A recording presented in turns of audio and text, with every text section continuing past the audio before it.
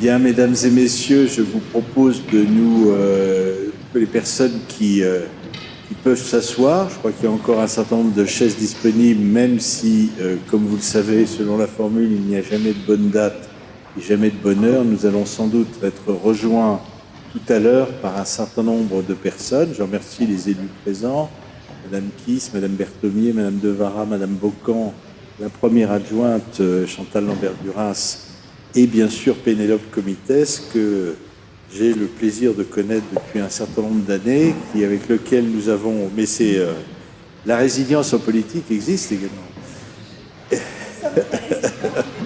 Et donc, auquel nous devons un certain nombre de belles réalisations dans le 6e arrondissement. Je voulais dire, il faut rendre à César ce qu'on lui doit, et je dois notamment, nous devons, la mairie du 6e doit à Pénélope Comitès d'avoir implanté un ascenseur dans l'immeuble du 85 boulevard Raspail, ce qui a permis à cet immeuble, qui est un immeuble complexe d'ailleurs, puisqu'il intègre une halte-garderie, un centre de PMI, un RAM, des salles pour les associations et pour la direction des affaires scolaires. Et enfin, les 2 derniers niveaux sont consacrés au lycée Maximilien Vox. Ça nous a permis notamment de faire fonctionner le centre de PMI. Nous n'avions pas de centre de PMI, et c'est grâce à cet ascenseur que le centre de PMI fonctionne. Donc je voulais la remercier.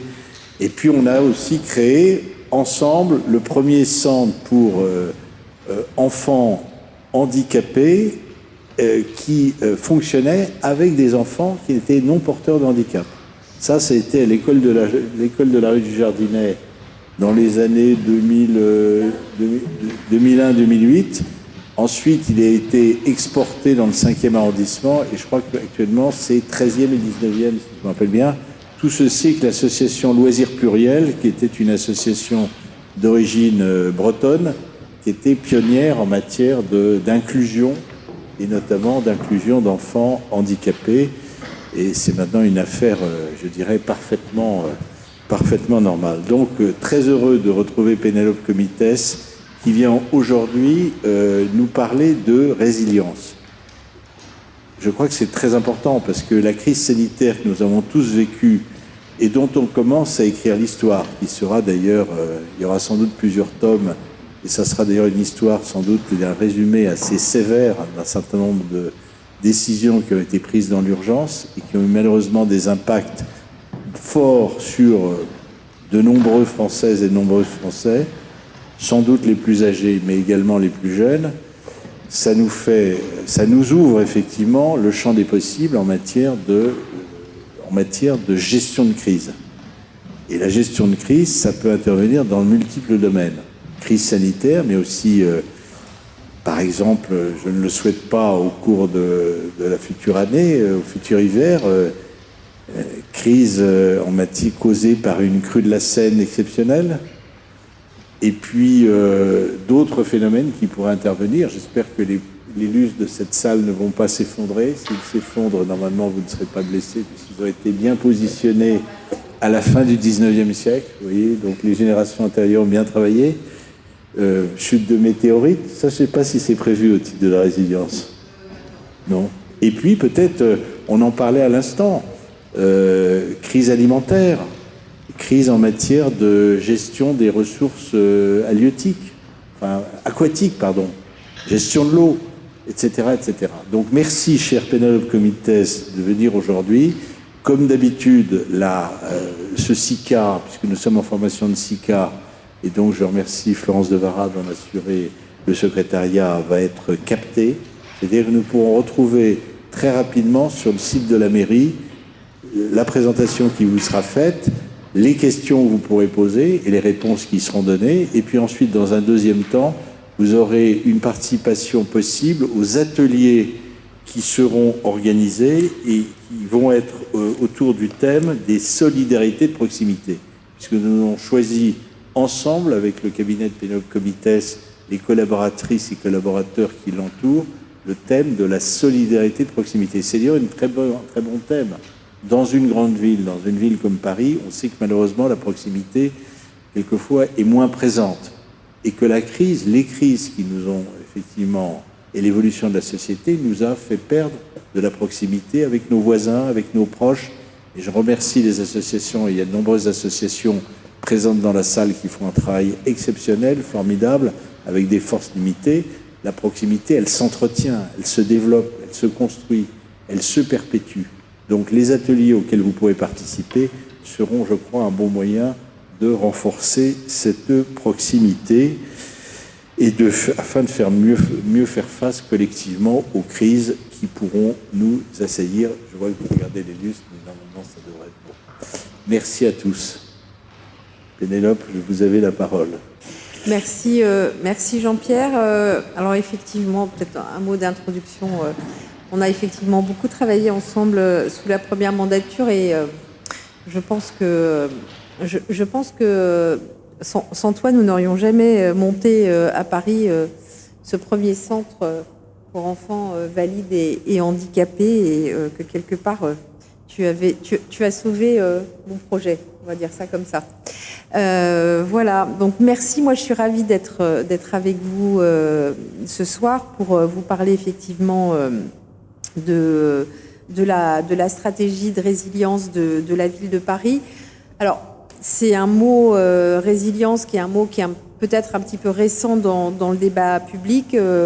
On ne sait pas toujours de quoi on parle. Moi, quand je dis que je m'occupe de résilience, souvent on me fait un peu des gros yeux. Donc c'est quoi la résilience en fait? La résilience, c'est effectivement de permettre aux personnes, aux communautés, aux institutions, aux territoires, aux entreprises aussi, de pouvoir anticiper, aux élus bien évidemment, de pouvoir anticiper, de pouvoir s'adapter, pouvoir faire preuve de solidarité, qui est la thématique qui va sur laquelle on va travailler ce soir, et puis de pouvoir se transformer face aux crises qui peuvent survenir. Alors comme l'a dit Jean-Pierre, effectivement, les crises, elles peuvent être multiples. Ça peut être des inondations, ça peut être des canicules, ça peut être des pandémies, ça peut être de la raréfaction des ressources, ça peut être des problèmes, des tensions géopolitiques, ça peut être des cyberattaques. Alors, il y a certaines crises qu'on connaît déjà parce qu'on les a vécues, certaines crises qu'on imagine et qu'on peut mieux anticiper. Et puis, il y en a d'autres qui sont plus aléatoires ou même certaines qu'on n'envisage pas du tout. Et je pense que personne d'entre nous n'avait imaginé la crise du Covid. Donc, qu'est-ce que c'est effectivement qu'une ville résiliente? C'est une ville qui, effectivement, est en capacité au moment où la crise survient, de s'adapter à la crise quelle que soit et à ses conséquences et à en tirer aussi un certain nombre de leçons en amont et en aval pour pouvoir effectivement transformer la ville et permettre à ses habitants une bonne qualité de vie et puis un bon fonctionnement urbain. Alors, on parle de refonte de la stratégie de résilience ici, puisqu'il y a eu une première stratégie de résilience qui a été faite en 2014, qui faisait effectivement le constat d'un certain nombre, le fait que les crises se multipliaient. Et donc, la ville avait souhaité effectivement pouvoir travailler et élaborer des réponses qui soient des réponses aux problèmes écologiques, aux problèmes sociaux du 21e siècle. Et donc, cette stratégie, elle avait été adoptée au Conseil de Paris en 2017. Il y avait 35 actions qui avaient été listées, c'était un travail de 2 ans. On a, nous, réalisé un bilan de cette stratégie. Si ça vous intéresse, le bilan de cette stratégie est accessible sur le site de la ville de Paris. La quasi-totalité des 35 actions ont été réalisées. Alors peut-être que certaines, vous en avez entendu parler sans savoir qu'elles faisaient partie de la stratégie de résilience. C'est notamment le cas des cours Oasis, qui faisaient partie effectivement de cette stratégie. Depuis, il y a presque plus de 100 cours qui ont été réalisés dans Paris. C'était aussi dans cette stratégie de résilience qu'il y avait cette action de cours ouverte le samedi matin pour que les habitants puissent éventuellement se retrouver, imaginer et faire un certain nombre d'animations et pouvoir échanger entre eux. Et puis une autre action assez importante de cette stratégie, c'était celle de la création de ce qu'on a appelé les volontaires de Paris. C'est-à-dire aujourd'hui, on a 10 000 personnes qui sont inscrites comme volontaires de Paris dans Paris et qui, principalement aujourd'hui, font des actions de solidarité. Il y a la fabrique de la solidarité qui existe aujourd'hui et les volontaires participent aussi bien à des actions de maraude, des distributions alimentaires, etc. Donc on peut solliciter effectivement ces volontaires de Paris pour des actions de solidarité. Elles peuvent aussi travailler avec des personnes en situation de handicap, etc. Donc nous, la maire m'a effectivement demandé de travailler à une refonte de cette stratégie, déjà parce que la précédente avait été faite il y a 5 ans, et puis que depuis, se sont passés un certain nombre d'événements assez importants. En 2018, j'imagine que vous vous en rappelez, on a eu une crue... Jean-Pierre Lecoq, qui faisait référence tout à l'heure, une crue qui n'était pas la crue centenale, mais une crue en 2018 très importante de la Seine, qui a vu un tronçon du RERC fermé. Pour ceux qui se sont promenés sur les quais de la Seine à ce moment-là, on voyait les bateaux qui étaient beaucoup plus hauts que les voitures. C'était assez impressionnant. L'accès aux berges était fermé, la navigation sur la Seine était fermée. Puis après, en 2018-2019, la capitale a quand même été la convergence de tous les gilets jaunes et voilà, enfin, ça a été des moments assez difficiles pour la capitale. En 2019, on a assisté à l'incendie de Notre-Dame, qui a quand même été un événement extrêmement puissant et extrêmement marquant. On a commencé à voir arriver, alors c'est pas que la canicule n'a jamais existé, on a vécu une canicule en 2003 qui a été extrêmement violente, mais en 2019 notamment, on a eu une canicule importante avec pour la première fois, on a atteint une température de 43 degrés. Alors, qui n'a pas duré aussi longtemps qu'en 2003, mais qui a été quand même importante.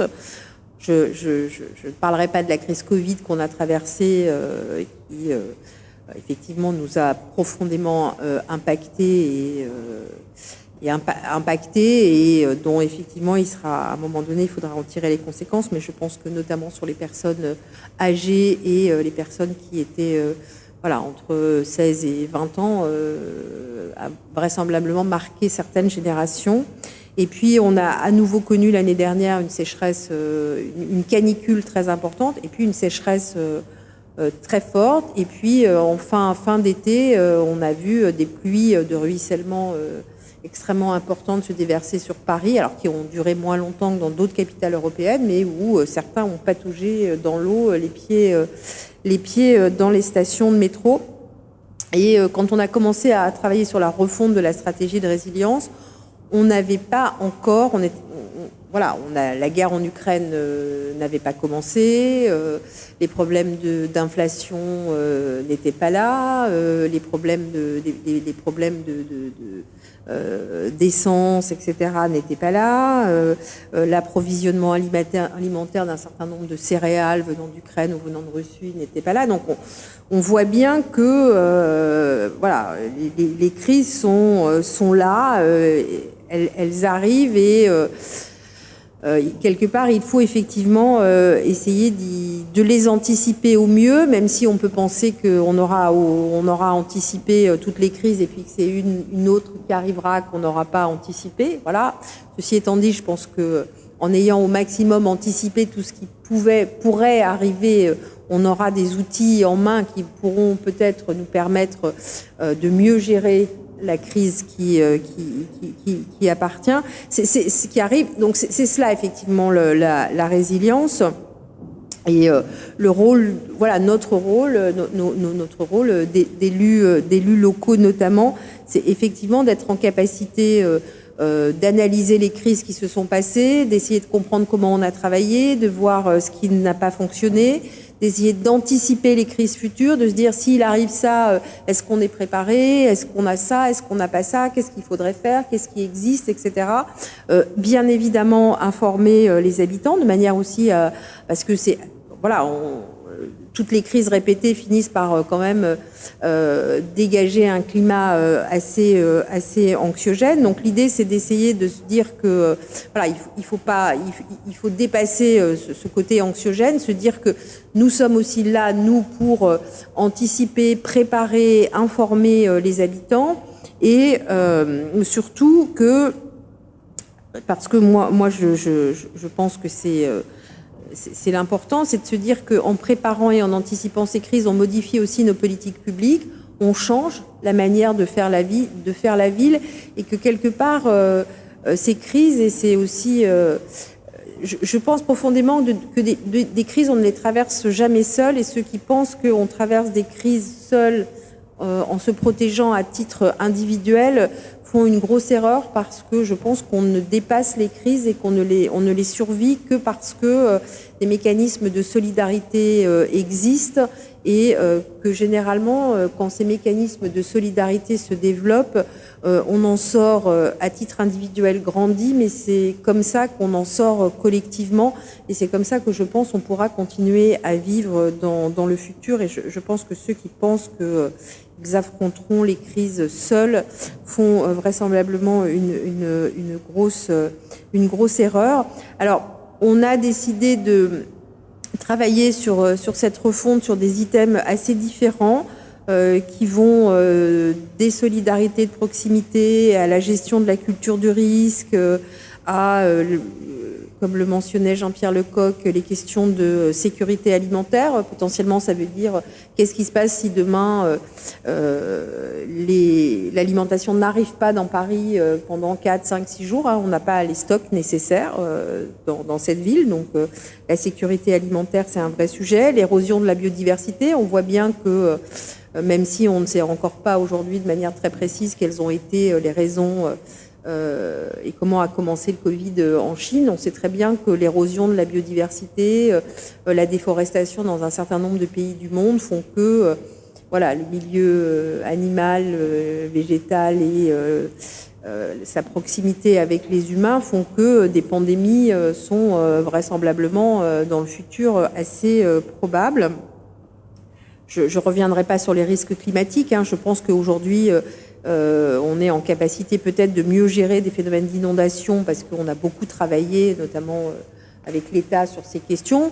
Le risque caniculaire aujourd'hui, il est devant nous, même si on essaye d'adapter la ville, et qu'on continuera à adapter la ville à ces questions pour que dans 10 ans, dans 15 ans, dans 20 ans, nos enfants, notamment, puissent continuer à vivre dans notre ville. C'est des questions de santé mentale et d'éco-anxiété aussi, parce que beaucoup sont et en particulier les jeunes, sont devenus assez anxieux par rapport à leur futur, au regard notamment des crises environnementales, et puis aussi travailler avec le secteur économique sur l'impact de ces crises sur le tissu économique et ce qu'il advient de nos entreprises. Alors la première stratégie de résilience, elle avait été faite en interne à la ville. Moi, j'ai souhaité qu'on puisse avoir des échanges avec les Parisiens, déjà pour expliquer un petit peu ce qu'était la résilience, pouvoir travailler avec les Parisiens sur un certain nombre d'items. C'est ce qui va vous être présenté après. Vous allez pouvoir travailler en atelier sur une thématique ce soir qui sont les solidarités de proximité. Vous allez nous proposer des idées, et puis on reviendra bien évidemment vers vous pour vous dire quelles sont les idées que nous avons prises de tous ces ateliers qui ont lieu dans les mairies d'arrondissement pour écrire notre stratégie de résilience, qui devrait être présentée au Conseil de Paris d'ici un an. Et puis on aura divers autres activités dans les mois qui viennent, notamment avec l'organisation d'un exercice de crise in situ dans 2 arrondissements parisiens, où on va simuler avec des habitants une canicule qui n'a jamais existé aujourd'hui, de manière à voir comment tout ça peut se passer. Alors c'est vrai que en termes de gestion de crise, aujourd'hui, c'est pas la ville de Paris qui est, je dirais, compétent. Après, je pense que quand on est en plein milieu d'une crise, les habitants, on n'a rien à cirer de savoir qui est compétent, mais qu'ils veulent juste qu'on arrive à trouver des solutions. Voilà. Et aujourd'hui, ceux qui détiennent la compétence en termes de gestion de crise sur le territoire parisien, c'est la préfecture de police et notamment le préfet de la zone de défense, avec qui, bien évidemment, nous travaillons pour élaborer cette stratégie de résilience main dans la main, puisque sinon ça ne pourrait pas se faire, et avec qui, je le dis, et notamment pour remercier le préfet Boulanger, qui est le préfet de la zone de défense, voilà, des relations extrêmement intéressantes et avec qui nous travaillons main dans la main. Donc j'ai vraiment souhaité qu'on puisse faire ces ateliers avec vous. Donc ce soir, voilà, notre prestataire qui est l'agence Equerre va travailler avec vous sur les solidarités de proximité. Je sais qu'en particulier dans cet arrondissement, c'est un sujet qui n'est pas anodin. C'est un sujet sur lequel vous avez développé déjà beaucoup d'actions. C'est un arrondissement, je dirais, que je connais bien aussi parce que vous êtes, enfin, pour moi, voilà, un des arrondissements qui est peut-être même effectivement l'arrondissement où ces mécanismes de solidarité sont extrêmement importants.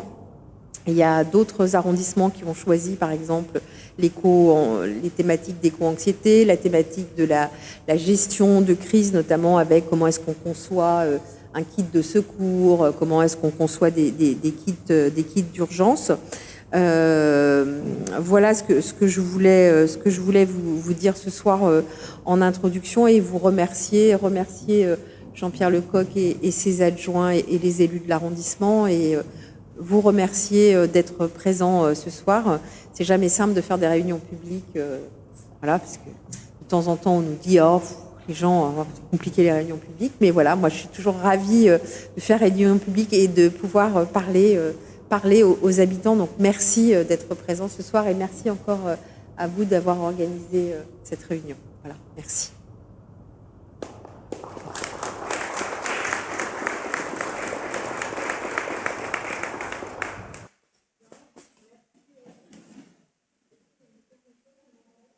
Non. Il était éteint. Voilà. Bonjour à toutes et tous. Je suis Émilie Walker de l'agence Equerre. Donc, notre rôle ce soir, c'est d'animer nos échanges et de vous faire travailler sur ce thème des solidarités de proximité. Les objectifs de l'atelier, c'est de se poser la question de comment favoriser la solidarité entre voisins, voisines, habitants d'un quartier afin de mieux faire face aux crises. Donc l'objectif, c'est tout d'abord de se sensibiliser à l'importance de ces liens sociaux dans ce sujet de la résilience territoriale, et surtout de faire émerger des idées concrètes pour favoriser et renforcer ces liens. Les propositions que vous pourrez faire aux tables ensuite, car vous allez travailler ensemble en petits groupes, permettront de nourrir cette nouvelle stratégie de résilience de la ville de Paris.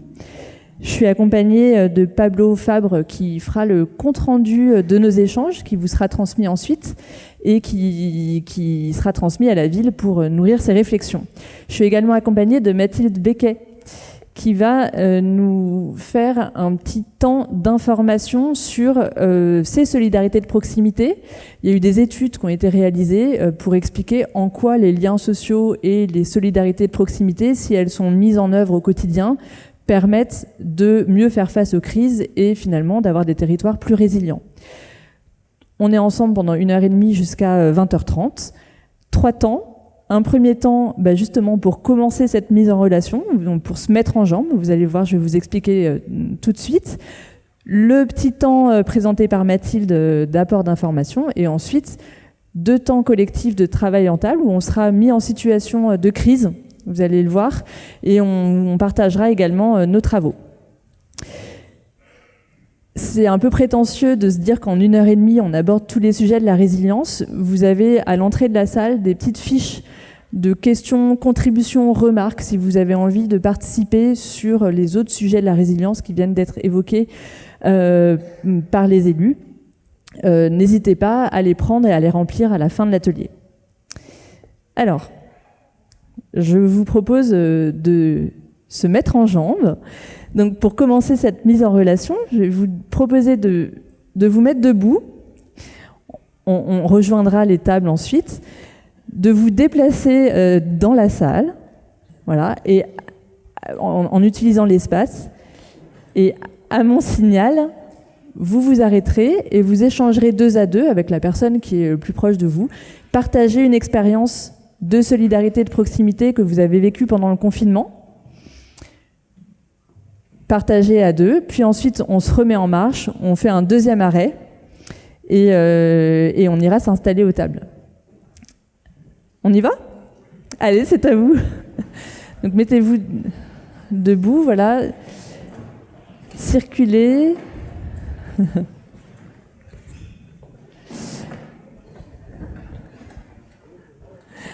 Voilà, n'hésitez pas. Circuler. Voilà, je vous propose maintenant de vous arrêter, de vous mettre 2 par 2 et de partager par 2 une expérience que vous avez vécue pendant le confinement, une expérience de solidarité, de proximité avec vos voisins ou dans le quartier.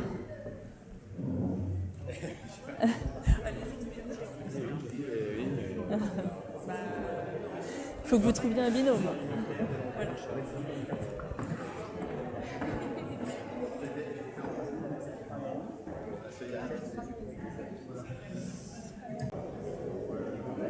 Il faut que je sache quand arrêter. Je pense 3 minutes. Tu vois. C'est fou ça. C'est fou.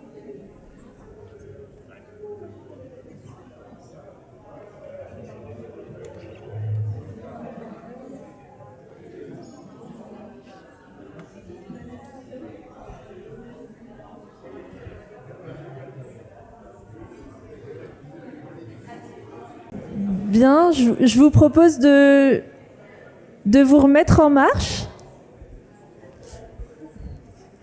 Je vous propose de vous remettre en marche pour former un nouveau binôme. Ouais. Allez-y. Voilà, à nouveau, circulez.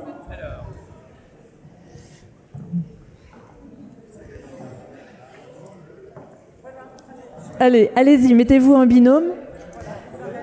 Et partager une expérience de solidarité vécue pendant le confinement. Oui, allez-y.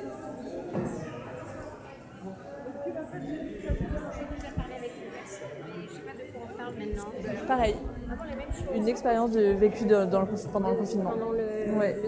Moi, j'en ai pas 36, mais je répète la même chose. Bah, une autre, oui, s'il vous Hein? plaît. Pardon. Oui, ça sert à quoi de répéter à un inconnu? Auquel les élus vont à l'église. Je sais plus ce qu'il m'a dit, mais.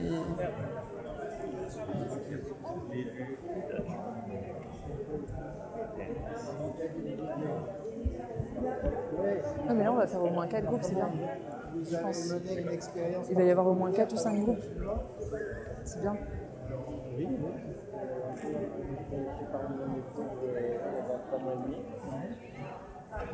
Il faut qu'on change, il ne faut pas qu'ils aient 2 fois à dire la même chose en fait. Il y a une dame qui. Ouais. Bon, là, je leur demande une expérience pendant le confinement. On va trouver autre chose. Bien, je vous propose de vous installer maintenant autour des tables. Vous pouvez. C'est intéressant. Bon, bah super. Bah, vous allez continuer.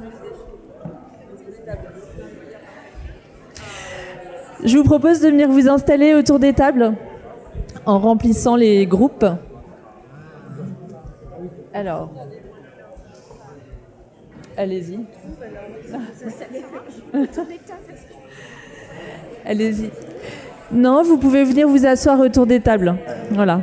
On va passer à la séquence d'atelier.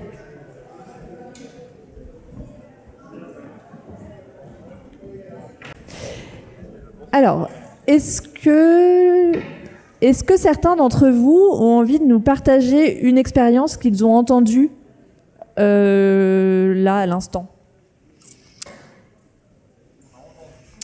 Ouais, que quelqu'un vous a raconté. Allez-y, lancez-vous. Ah, pardon.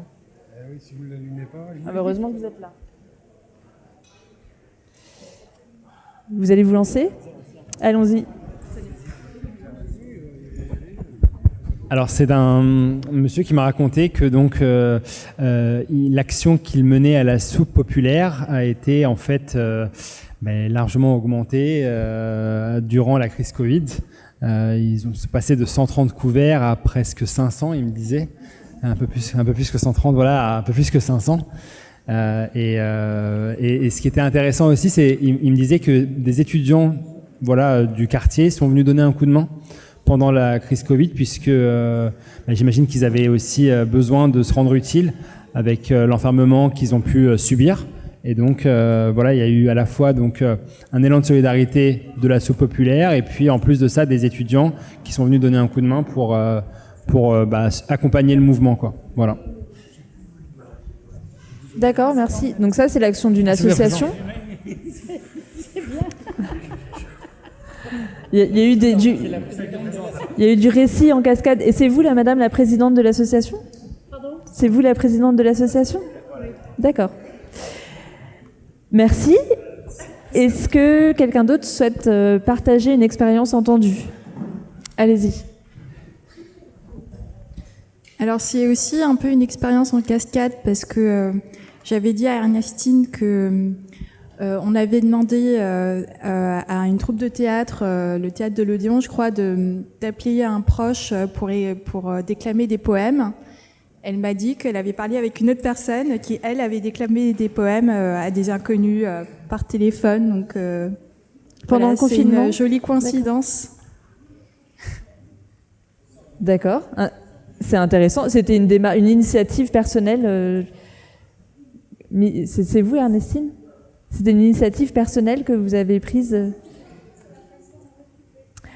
D'accord. Alors là, on a eu un vrai réseau d'informations. Donc, si je comprends bien, lors du premier temps, quelqu'un a raconté quelque chose à son binôme, et lors du deuxième temps, la personne a transmis. Intéressant, merci. Est-ce qu'une troisième personne? Allez-y, monsieur. Moi, j'ai une observation à faire tout de suite, c'est que il y a vraiment surtout des éléments féminins dans notre assemblée, que ce soit les conseillères municipales d'arrondissement ou autour des tables. Et ça, quand on parle de solidarité, ça pose des questions. Ouais, c'est une bonne remarque, hein. C'est une remarque que vous avez entendue. Il y a beaucoup de femmes. Monsieur dit, il y a beaucoup de femmes là ce soir sur le sujet des solidarités. Et c'est pareil, c'est une question. Enfin, c'est à noter parce que ça pose question. Alors, je passe à la page d'après. Je vais passer la parole à Mathilde, qui va nous expliquer un peu l'état des études et comment les liens de solidarité, de proximité, permettent au territoire d'être plus résilient et de mieux s'adapter et de faire face aux crises. Oui, donc bonsoir à tous. Je ne vais pas rentrer trop dans le détail de ce que sont les solidarités de proximité, pardon. Juste revenir brièvement sur la résilience et ce que c'est, et préciser que voilà, la résilience, c'est vraiment au croisement de l'action individuelle et de l'action collective. C'est donc, comme on l'a rappelé, un enjeu majeur pour les villes d'aujourd'hui. Et surtout que c'est un processus de transformation qui s'inscrit d'abord sur le temps long, qui repose sur la coopération et la transversalité à toutes les échelles, et puis surtout qui implique la prise en compte de toutes et tous, donc les associations, les entreprises, et puis avant tout les habitants d'un territoire. Donc il y a de nombreuses études qui ont montré le poids des solidarités de proximité dans la résilience des territoires. Et on peut notamment citer une étude qui a été un peu pionnière en la matière, qui est une étude réalisée par un sociologue américain qui s'appelle Eric Klinenberg et qui, face à une très grosse canicule qui s'abat en 1995 sur la ville de Chicago, constate qu'en fait, entre plusieurs quartiers de Chicago à la composition sociale assez similaire, il y a des taux de mortalité très différents. Et cette canicule est très très meurtrière à cette époque-là. Donc partant de ce constat, ils cherchent à savoir pourquoi des taux de mortalité différents entre ces quartiers pourtant globalement similaires. Et en fait, ils se rendent compte que la composition sociale de ces quartiers et les liens de solidarité qui existent dans ces quartiers-là, là où ils étaient plus forts, finalement, il y a eu moins de morts, en fait. Et ça a aidé les gens parce que ils s'appelaient, ils pouvaient compter les uns sur les autres. Il y avait également des lieux de rassemblement qui étaient identifiés par toutes et tous pour se retrouver, etc. Donc voilà, et il montre aussi que ce sentiment de solitude qu'on perd du coup avec quand on a des liens de solidarité, finalement renforce aussi notre vulnérabilité face aux crises quand on est seul. Donc ce qui démontre, c'est que les liens de solidarité, donc ils ont un rôle fondamental pendant les crises, mais aussi en amont de ces crises au quotidien, notamment par exemple pour lutter justement contre la solitude des personnes isolées, pour créer des liens de convivialité au quotidien et des réseaux au quotidien dans les villes. Si on avance un peu et qu'on se recentre sur un contexte qui est plus local et le contexte de la ville de Paris, il y a une étude qui a été réalisée par Camille Arnaudin pour la ville de Paris, avec l'APUR, qui est l'atelier parisien d'urbanisme, et l'Institut Paris Région, sur justement différentes expériences de solidarité, de proximité, pour essayer de regarder un peu ce que ces expériences-là créaient, comment elles étaient constituées, etc. Donc sans, pareil, rentrer dans le détail, cette étude elle est disponible sur le site de la ville de Paris, donc n'hésitez pas aussi à aller l'étudier si le sujet vous intéresse. Mais elle a zoomé un peu sur différentes expériences. Donc une première expérience qui existe dans le 14e arrondissement, pas très très loin d'ici, qui s'appelle la République des hypervoisins, qui est une expérience qui a été mise en place par un habitant pour développer la convivialité et les liens dans le quartier. Donc là, par exemple, la photo, je sais que le projecteur est que l'écran est un peu loin, mais par exemple, ils ont organisé une grande table dans une rue qui s'appelle la rue de l'Aude, où tous les habitants se sont réunis, ont partagé un repas, etc. Donc il y a beaucoup d'actions comme ça, assez conviviales, assez festives, qui sont mises en place pour aussi faire durer ce lien-là dans le temps. Il y a également une initiative qui est dans le 17e, là pour le coup, qui est un peu plus instituée, parce que c'est une initiative qui existe depuis 2001 et qui au départ est née d'une association, et qui vient pour aider les femmes et les personnes isolées dans le quartier. Et ce que montre l'étude, c'est que ce réseau-là a été très bénéfique pendant le Covid, notamment, pour justement appeler les personnes âgées isolées du quartier, prendre des nouvelles, faire les courses aux voisins, etc. Et on a également une dernière expérience qui, là, vient en réaction justement à une crise, en réaction au confinement. Donc pareil, dans le 14e, où là, c'est 2 habitants d'une résidence qui, face à un taux de mortalité dans leur résidence et au décès de certains de leurs voisins, ont réagi et se sont dit c'est pas possible, faut qu'on se rassemble, faut qu'on développe nos liens, qu'on s'inquiète du sort de celui qui habite à côté de chez nous, etc. Et du coup, depuis 2020, l'expérience tend à perdurer dans le temps et ils continuent à garder ce lien-là qu'ils ont développé pendant le Covid. Il y a également, pour élargir, une fois qu'on a fait ce zoom-là sur Paris, on peut réélargir en disant que finalement les solidarités de proximité, il y en a un peu partout. Il y en a là, par exemple, on a mis un exemple à Toulouse où c'est plus du don qui est disponible directement dans la rue. Donc pareil, ça prend plein de formes différentes. Ça peut être venir des habitants, venir d'associations, venir de commerçants. Voilà, c'est très varié.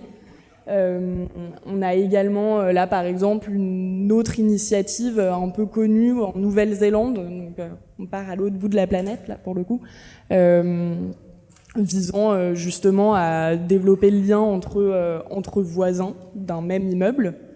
Et pour finir, c'est un petit apport d'information et encore une fois, vous pouvez aussi aller trouver de la donnée sur le site de la ville de Paris et consulter cette étude de Camille Arnaudin.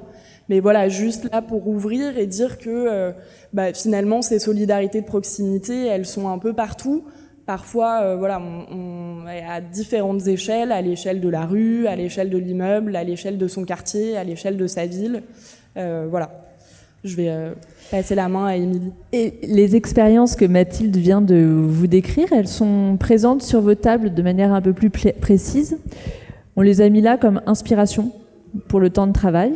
Le dessin que vous avez sur vos tables, c'est un dessin qui est évidemment pas exhaustif, mais qui représente toutes les échelles de l'îlot, de la rue, du quartier, de l'arrondissement et de la ville, où il y a les lieux dans lesquels on peut se rassembler, les réseaux, à chacune des échelles. Et donc, le travail qu'on va vous demander de faire là, pendant 15 minutes, c'est d'échanger entre vous et de positionner sur ce dessin tous les réseaux de solidarité de proximité que vous connaissez, qui existent et que vous avez envie de partager et de faire connaître à toutes les échelles, à l'échelle de l'immeuble, à l'échelle de la rue, du quartier, de l'arrondissement, de la ville. Et quand on dit réseau de solidarité, ça peut être des choses instituées, comme a dit Mathilde, par des associations, dans des entreprises, à l'école, mais ça peut être aussi tout simplement des liens de solidarité qui se créent à l'échelle de l'individu ou de la personne ou des voisins. L'objectif de ce travail de partage, là, c'est de vraiment de recenser l'ensemble des réseaux et des liens de solidarité qui existent. On le fait dans plusieurs arrondissements et ça vous permet aussi, vous, d'échanger sur ces sujets-là. Donc, partagez ça entre vous pendant 15 minutes. Surtout, écrivez. Vous avez des petits post-it que vous pouvez positionner. C'est important pour nous que vous écriviez ce que vous vous dites parce qu'on recensera tous vos écrits dans le compte-rendu. Donc 15 minutes, désignez un rapporteur à chacune des tables, parce qu'ensuite on prendra quelques minutes pour partager le fruit de vos échanges. Voilà. Allez-y. Alors vous pouvez compléter le dessin, effectivement, comme madame est en train de dessiner.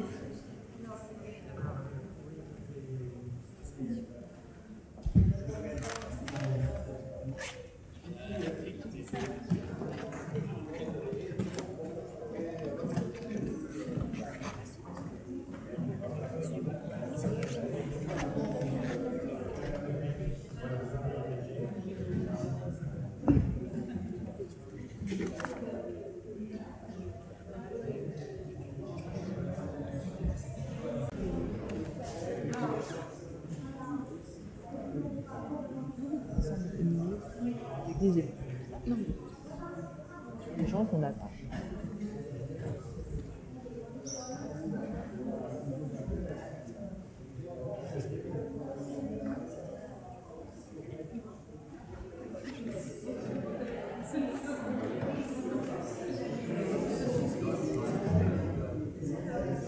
Alors, je vous propose de partager vos réflexions. Je vous propose de commencer par nous dire les réseaux que vous avez recensés à l'échelle de l'immeuble, de l'îlot. Quelle table veut commencer ? Est-ce que vous êtes prêts à nous partager ? Voilà. Vous êtes prêts, vous? Non, vous êtes prêts. Alors, on écoute, monsieur, d'abord à l'échelle de l'îlot du bâtiment. Est-ce que vous avez évoqué des liens, des réseaux de solidarité de proximité existants? Au niveau des bâtiments, en fait, dans l'ensemble, les liens de rencontre et d'échange, on a distingué les points mobiles ou figés et les autres. Donc, il y a des points mobiles, donc les points, on va dire, mobiles qui sont figés au niveau de l'urbanisme et qui servent de centre d'information ou d'échange. Ça a été cité le comité de quartier, la mairie du 6e, le comité de quartier, le club de seniors.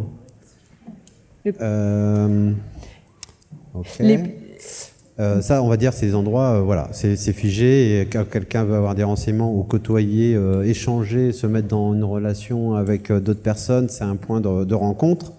Et puis à côté, vous avez des associations qui, par leurs membres ou par leurs prestations, permet aussi de rencontrer, soit s'intégrer ponctuellement, soit intégrer un mouvement dynamique pour l'arrondissement. Donc on avait la soupe populaire, on a aussi des associations sportives ou culturelles ou anciens combattants. D'accord. Qui, au sein de leur association, organisent aussi des événements, peuvent organiser des événements dans le 6e, qui ramènent des habitants par curiosité, qui peuvent aussi être adhérents. Et donc, si il y a des finalités, bah forcément, il y a des échanges. Ça crée des liens. Et je dirais, ben, ça permet aussi, quand l'échange est très positif, ben, il y a une convivialité, voire une amitié qui se fait entre les personnes. Donc ça fait vivre aussi l'arrondissement. On a donc ça, c'est au niveau de se connaître.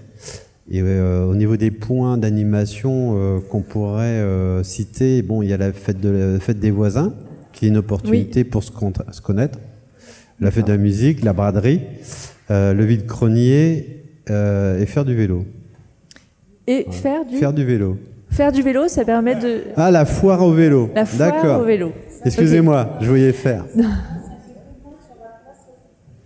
Voilà. Alors demain, la foire au vélo, c'est un lieu où on peut acheter, s'échanger des vélos, réparer son vélo et rencontrer d'autres personnes. C'est bien... ok. Donc, ce que nous dit le groupe, c'est qu'il y a les points mobiles, c'est ça? Il y a aussi toutes les structures qui existent, les conseils, le club des seniors, le conseil des quartiers, etc. Dans l'arrondissement qui sert des points d'information, on va dire. Et puis à côté, il y a les événements. Merci. Est-ce que d'autres groupes ont partagé des événements, par exemple? Allez, au niveau de l'immeuble, allez-y. Alors, allez-y.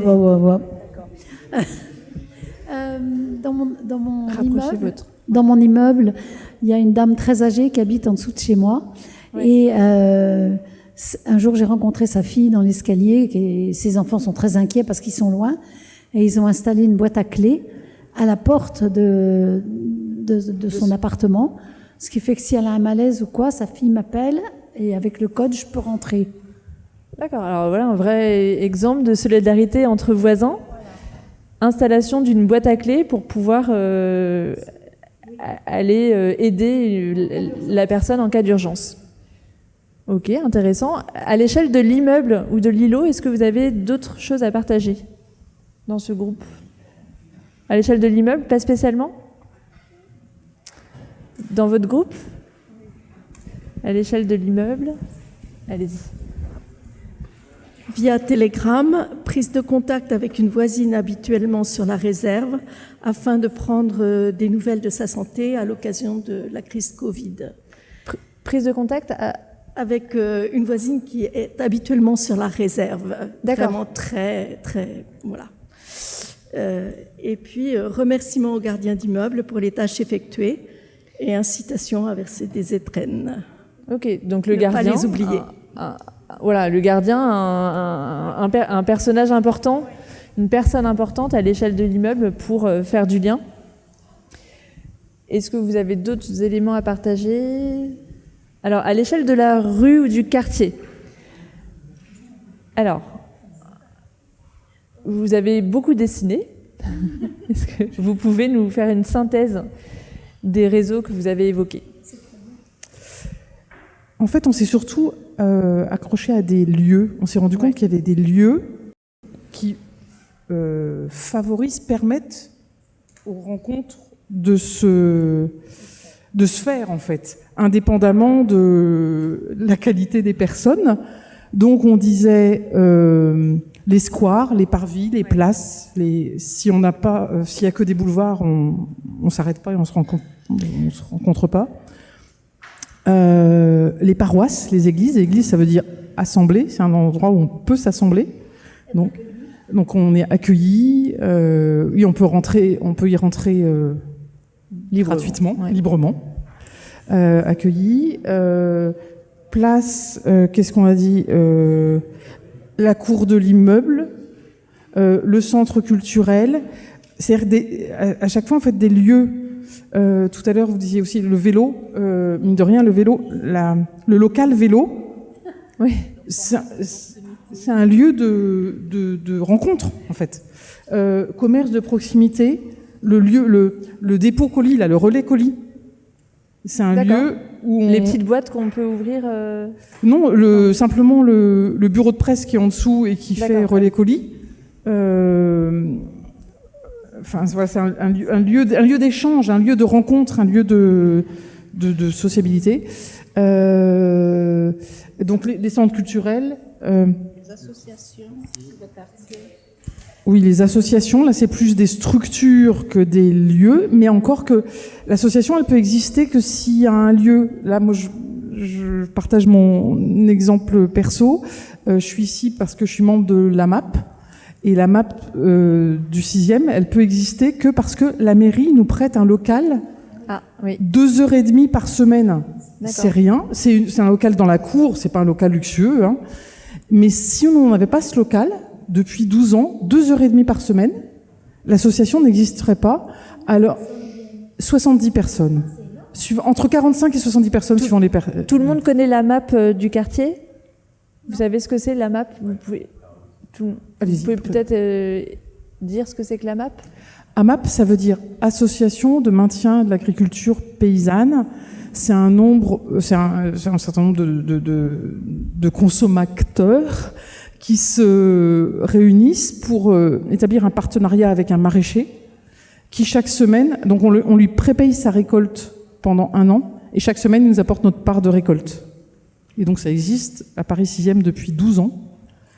D'accord. Et finalement, oui, donc la mairie du 6e nous prête gratuitement ce local, qui ne nous est pas réservé qu'à nous, mais juste 2h30, ça change tout. Donc ces lieux, voilà, qui sont indispensables en fait. Hein.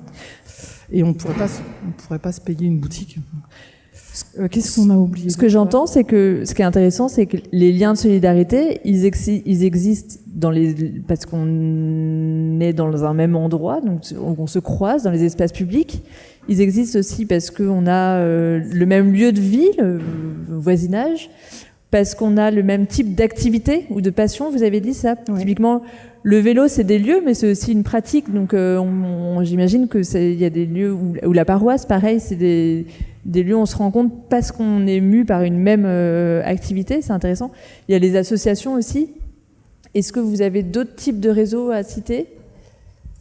Les lieux de consommation. Enfin, la MAP, c'est aussi de la consommation. Okay. Un réseau plus virtuel à l'échelle de la ville. On parlait du répertoire du numéro de téléphone des personnes fragiles. Comment ça s'appelle? Fichier réflexe. On ne savait plus comment ça s'appelait.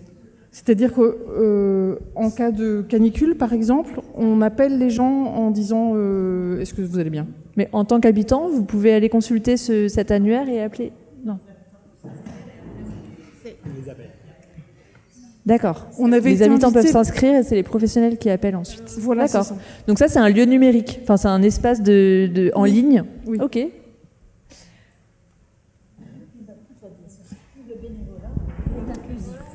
Le bénévolat est inclusif aussi. Merci à vous. Est-ce que vous avez des compléments à ajouter? Vous avez cité... allez-y. À toutes les échelles. On a parlé des associations de quartier. Les associations de quartier, ça a été dit. Je vois que vous avez parlé des groupes WhatsApp. Oui, des groupes WhatsApp, parce que nous, on est dans un quartier, enfin moi, en ce qui me concerne, dans un quartier scolaire. Donc on a des groupes WhatsApp scolaires, donc c'est de la solidarité. Entre parents d'élèves sur les devoirs. D'accord. Non, mais donc il y a une solidarité, il y a une solidarité un peu voilà, à travers les classes et les écoles. Donc c'est un moyen de connaître et d'engager des liens avec ses pairs. Voilà. Après, on a parlé des événements. Je pense qu'on a jardin partagé, les choses. Les jardins partagés, donc qui mêlent lieu et activité aussi. Ouais. La nuit de la solidarité aussi, qui sont des... La nuit de la solidarité. Ouais. C'est un événement. Je connais pas. Bah si, c'est un événement organisé par la mairie de Paris. Voilà. Oui. Non. Si. Et donc ça, c'est tous les ans. Qui est annuel. Oui, c'est un recensement annuel des personnes qui vivent dans la rue. Okay. En fait, ça génère déjà c'est un recensement, mais ça génère aussi des actions qui permettent aussi de faire de la mise à l'abri d'urgence quand on rencontre une personne qui est en difficulté, qu'on peut aider. C'est ce qu'on a fait une fois avec le 92 Montparnasse, avec le Montparnasse Rencontre. Voilà. Donc après, il y a. Et après, il y avait peut-être et vous avez cité plusieurs associations oui. également. Bah, je pense que c'est les lieux d'entraide du 6e, Montparnasse Rencontre, le 110 rue de Vaugirard aussi, où il y a des associations, des foyers. Monsieur avait aussi d'autres... non, sur les... Enfin, il y a d'autres... Il y a pas mal de lieux dans le 6e. Ok, de lieux existants. Ça, ouais.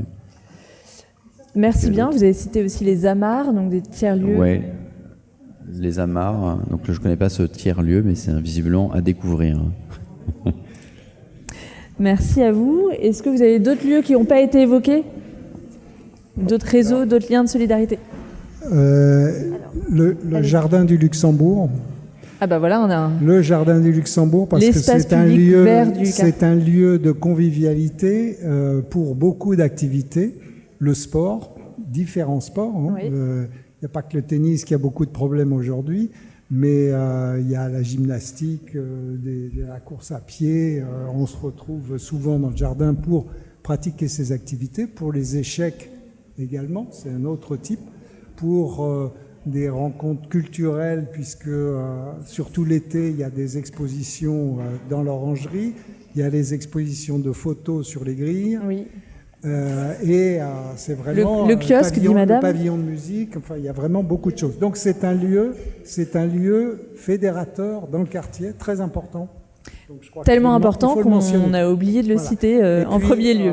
Nous on a aussi mentionné les paroisses. Oui, parce que les paroisses, effectivement, c'est au niveau du quartier. Il y en a plusieurs au niveau de l'arrondissement. Et chacune développe une ouverture vers l'extérieur. Souvent, ce sont des lieux qui sont ouverts, qu'ils organisent des manifestations pour aller à la rencontre des gens, pour offrir des services aux gens. Et il y a de multiples solidarités. Une organisation de maraude par des jeunes de Saint-Sulpice, organisation commune entre une paroisse protestante et une paroisse catholique dans la distribution de repas aux gens de la rue, une fois par mois. Donc voilà, il y a des tas de choses qui sont faites autour de clochers du quartier. Merci pour ce recensement. Madame, vous voulez compléter? Il y a un aspect qui est très important, c'est tout l'espace jeu pour les enfants, où les grands-parents sont bien contents d'amener leurs petits-enfants le mercredi ou le samedi ou pendant les vacances. Vous parlez de quelque chose aussi, de l'intergénérationnel, qui est important également. Ouais.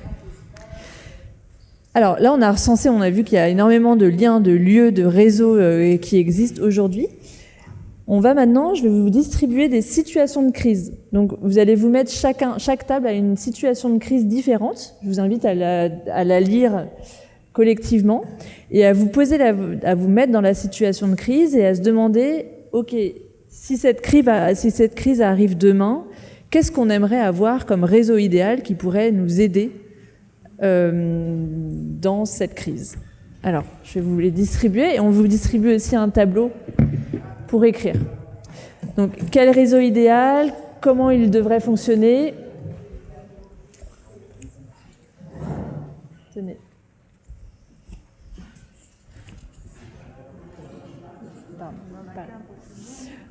Voilà, chaque table a une situation différente. Vous pouvez la lire ensemble.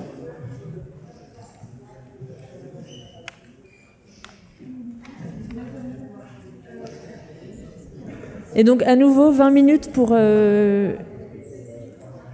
échanger sur le sujet.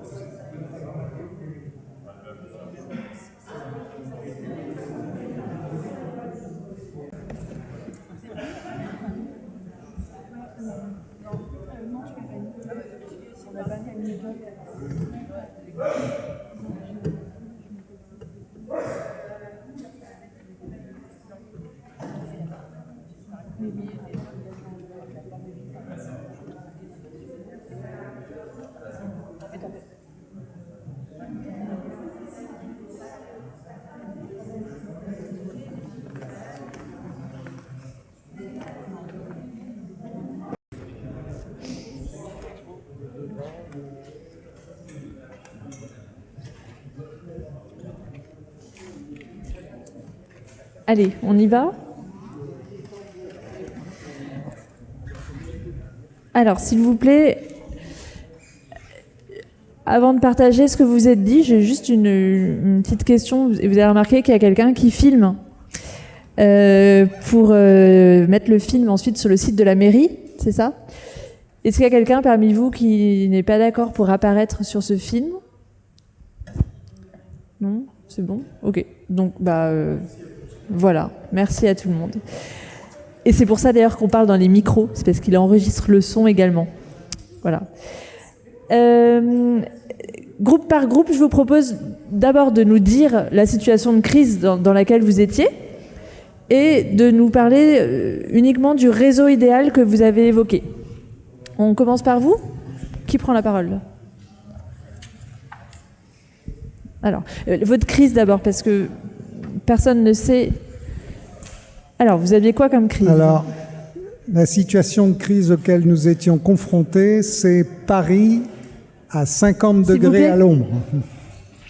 À 50 degrés à l'ombre? Non, c'est pas marqué à l'ombre. C'est pas marqué à l'ombre. Comme on a dit qu'on était tous réfugiés dans nos appartements et qu'on ne pouvait plus en sortir, je pense qu'on était à l'ombre à ce moment-là. Alors, à 50 degrés à l'ombre, c'est quel réseau idéal permettrait d'affronter un peu mieux la situation? Pardon? Le réseau idéal, juste la deuxième question. Alors, c'est pas tout à fait... Enfin, est-ce que la ville pourrait mettre en place comme réseau? Non, mais ça ne correspond pas à ces questions-là. Alors, dites-nous juste ce que la ville pourrait mettre en place, parce que c'est vrai que là, on est là pour nourrir la stratégie de résilience de la ville. On a dit, on va parler surtout de ça, au niveau donc de ce qu'on attend de la mairie ou de la ville. Hein, c'est l'ouverture de lieux de fraîcheur pour le public. Par exemple, les cours oasis qui sont dans les écoles et qui sont probablement plus fraîches que le pavé parisien. Organiser la distribution de bouteilles d'eau gratuites dans des points de distribution. Ouverture des jardins publics la nuit. Ok. Oui, mais il y en a beaucoup qui sont fermés aussi. Mobiliser les réseaux d'arrondissement dont les conseils de quartier, par exemple, ou les paroisses, pour recenser les personnes en difficulté. D'accord. Donc il faudrait mettre en réseau les structures et les associations qu'on évoquait tout à l'heure pour être au plus près des habitants et recenser les personnes fragiles. Merci. Quel groupe prend la parole? Alors, à vous. Qui prend la parole? Oui. D'abord, la crise à laquelle vous étiez confrontés. Alors, la crise, c'est l'ensemble des arrondissements centraux de Paris sont totalement inondés. Voilà. Inondation. Inondation. Donc, des arrondissements centraux seulement. Enfin, c'est déjà pas mal, mais voilà. Donc, quelle aide apporter aux personnes sinistrées et comment se mobiliser?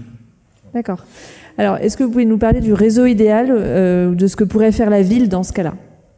Alors, nous, le réseau idéal qu'on a pensé, c'était quand même d'abord celui, finalement, le plus local, quoi, celui de l'immeuble et des voisins, puisque, en fin de compte, il s'agit de peut-être venir en aide aux personnes sinistrées. Et donc, comme il s'agit de logement à logement, l'idée c'était de mobiliser son immeuble pour peut-être organiser des collectes d'habits pour pallier à l'urgence, des collectes de provisions de nourriture, et puis pourquoi pas même cuisiner pour ceux qui sont sinistrés, voir qui dans l'immeuble peut accueillir peut-être une famille ou une des personnes sinistrées. Donc voilà, c'est peut-être d'abord ce réseau-là qu'on mobiliserait en priorité, s'il fallait en choisir qu'un. Ok. Et qu'est-ce que la ville pourrait faire? Donnez-nous trois idées que vous avez citées. Oui, alors il y en a plusieurs. Déjà, donc, aider à l'organisation et à l'évacuation des sinistrés. Mobiliser, bien sûr, des équipements municipaux du type gymnase, école pour créer des logements d'urgence. Qu'est-ce qu'on avait mis encore? Informer, alors idéalement anticiper bien sûr au maximum la crise, mais aussi informer au quotidien, quotidiennement, même presque heure par heure, de l'évolution de la situation, avec une manière de rassurer aussi ceux qui sont à proximité des lieux de sinistre et puis ceux qui sont sinistrés, voir que il y a quand même un suivi de l'information. Oui, ok. Effectivement, ce volet information, formation. Anticiper, avant peut-être même former, comme il y a des exercices incendie, qu'on sache comment faire. Aussi clarté des consignes. On voit dans les films où on se souvient chez nos grands-parents de la sirène qui sonnait et on savait quoi faire. Là, on ne sait pas trop. Voilà. Donc, le volet formation-information. Et ça rejoint ce que disait le groupe derrière, d'avoir aussi des relais de structures qui puissent être formés pour informer derrière leur public. Oui, okay. Ouais. Oui. Et puis, en fait, parce que notre premier réflexe, ça a été le réseau de proximité, c'est les voisins. Mais finalement, là où on a le plus d'idées, c'est ce que j'attends de la mairie.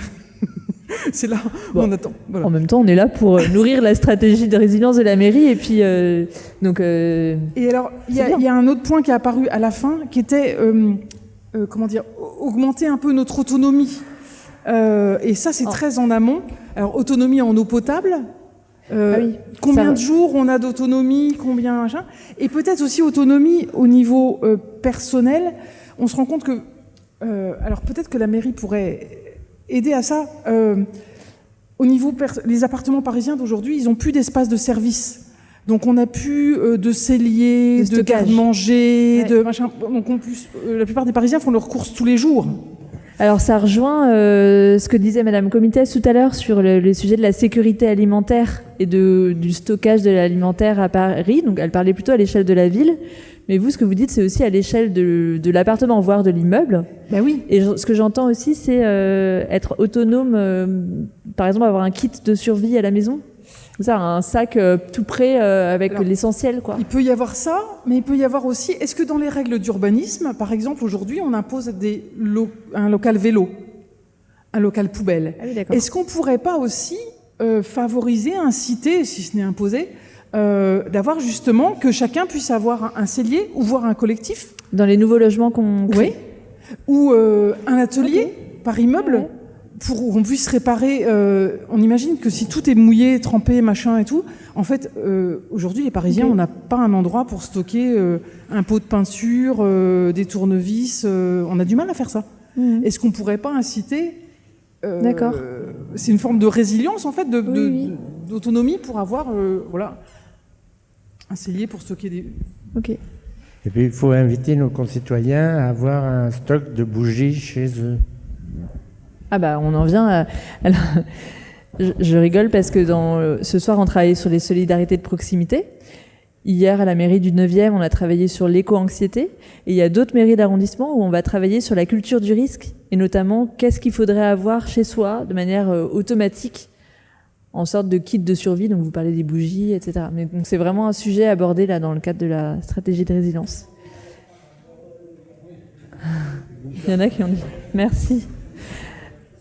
Merci à vous. À vous. Allez-y. Alors d'abord, dites-nous la crise à laquelle vous étiez confrontés. Alors la crise à laquelle on a dû faire face, c'est une très grande tempête avec des rafales à plus de 160 km/h, accompagnées de tonnerres et d'éclairs. Et donc il est demandé à tous les Parisiennes et Parisiens de rester confinés chez eux. Et des espaces protégés ont été identifiés pour les personnes à la rue et les passants qui n'ont pas eu le temps de se mettre à l'abri. Alors, quel est le réseau de proximité idéal, ou, si vous pouvez, quelles sont les actions que la ville pourrait mettre en place en termes de lien de solidarité dans cette situation? Donc, dans les choses que la mairie pourrait mettre en place, on avait pensé à une plateforme peut-être numérique pour un peu organiser la solidarité, identifier les besoins et identifier les ressources, les personnes ressources qui pourraient venir en aide et peut-être les mettre en lien. Contacter aussi les gardiens d'immeubles qui peuvent être aussi des relais pour des informations importantes. Anticiper aussi le déblaiement des rues une fois que la tempête est passée. Prévoir une équipe mobile qui puisse, par exemple, venir en aide des personnes les plus fragiles ou venir en aide de passants qui n'ont pas pu se mettre à l'abri. Et faire le lien avec la préfecture de police pour relayer les informations de la préfecture auprès des habitants. Ok, merci beaucoup. Donc on a encore d'autres types d'actions que la ville pourrait mettre en place. Votre situation de crise, c'était... C'est la canicule, vous l'avez fait. C'est vous par contre qui n'avez pas parlé. Qui prend la parole? À vous. Alors, votre crise. Donc, nous, c'était la pandémie, donc qu'on a tous connue. On a listé dans ce qu'on attend de la mairie avoir une force d'action déjà préparée, un plan d'action avec des référents qui sont capables de gérer la crise sans perte de temps et sans cacophonie où on ne sait pas qui gère, est-ce que c'est la mairie, est-ce que c'est le pays, enfin voilà. Des référents qui seraient à l'échelle, qui seraient des habitants ou des... Déjà au niveau de la mairie, mais après effectivement dans le réseau de proximité idéal, pour nous c'est un plan d'action qui part de la mairie, qui descend à toutes les associations de quartier, comme par exemple avertir, que les associations prennent contact avec leurs adhérents pour transmettre l'information. Voilà, c'est de façon plus rapide. Pour démultiplier la capacité d'information. Puisque nous, dans les questions qu'on avait, c'était est-ce que tout le monde a bien été informé en cas de pandémie? Moi, j'ai bien vu pendant la pandémie qu'on a agi auprès des sans-abri. Au bout de 36 heures, quand on est descendu dans la rue, les sans-abri nous regardaient en disant « mais il s'est passé quoi? On va se coucher, il y a du monde dans la rue, on se lève le matin, il n'y a plus personne. Qu'est-ce qui s'est passé ?» Voilà. Donc non, effectivement, les gens ne sont pas forcément bien informés de ce qui se passe. Ouais, ce que j'entends dans ce que vous dites, c'est aussi de bien penser à l'ensemble des publics. Et là, c'est vrai qu'on parle à l'échelle de l'immeuble, du quartier, etc. Mais là, vous parlez d'un public qu'on n'a pas évoqué depuis le début, les sans-abri. Ok. Voilà. Eh ben merci. Alors, plein d'actions ou d'idées de solutions à mettre en place à l'échelle de la ville. Et on n'a pas restitué, mais vous avez aussi parlé de ce que vous, en tant que citoyen, pourriez mettre en place ou attendriez des autres. Merci à vous pour vos contributions. Un compte-rendu va être établi, qui sera transmis à la mairie, qui vous le transmettra, si vous avez donné vos coordonnées. Est-ce que vous avez tous donné votre mail sur la feuille? Oui. Une autre feuille avec votre mail? Ok, non. Alors, Pablo vous apporte une feuille. Je me tourne vers Raphaël. Ouais. Ok. Eh ben, merci à vous pour vos contributions. Laissez bien vos supports sur les tables, on va les récupérer. Si vous souhaitez recevoir le compte-rendu, déposez votre mail. Et voilà, on va les récupérer. Merci beaucoup, bonne soirée. Bonsoir, merci.